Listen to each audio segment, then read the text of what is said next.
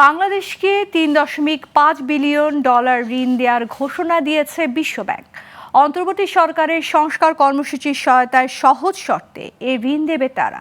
স্থানীয় সময় বুধবার নিউ ইয়র্কে প্রধান উপদেষ্টা ডক্টর মোহাম্মদ ইউনূসের সঙ্গে বৈঠকে কথা জানিয়েছেন বিশ্বব্যাংকের প্রেসিডেন্ট অজয় বাঙ্গা।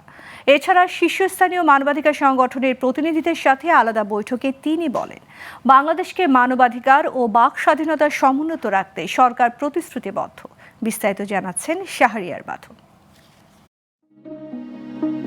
জাতিসংঘ সাধারণ পরিষদের ৭৯তম অধিবেশনে যোগ দিতে যুক্তরাষ্ট্রের নিউ ইয়র্ক সফর করছেন অন্তর্বর্তী সরকারের প্রধান উপদেষ্টা ডক্টর মোহাম্মদ ইউনূস।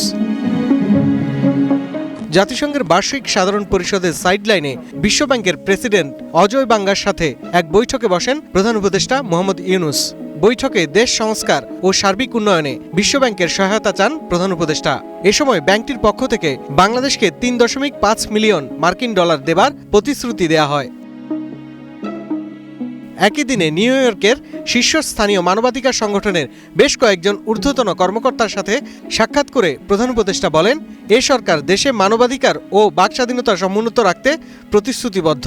বৈঠকে জুলাই আগস্টের গণঅভ্যুত্থান এবং শেখ হাসিনার দীর্ঘ 15 বছরের স্বৈরশাসনের সময় সংগঠিত নৃশংসতা ও মানবাধিকার লঙ্ঘনের বিচার ও জবাবদিহিতা নিয়ে আলোচনা হয়।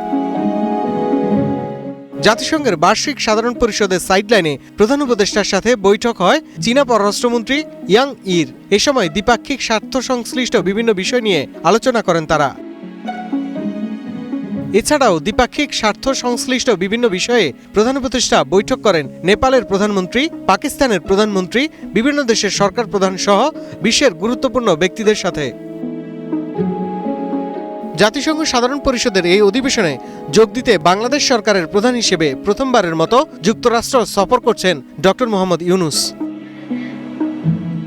শাহরিয়ার বাঁধন, গ্লোবাল টেলিভিশন।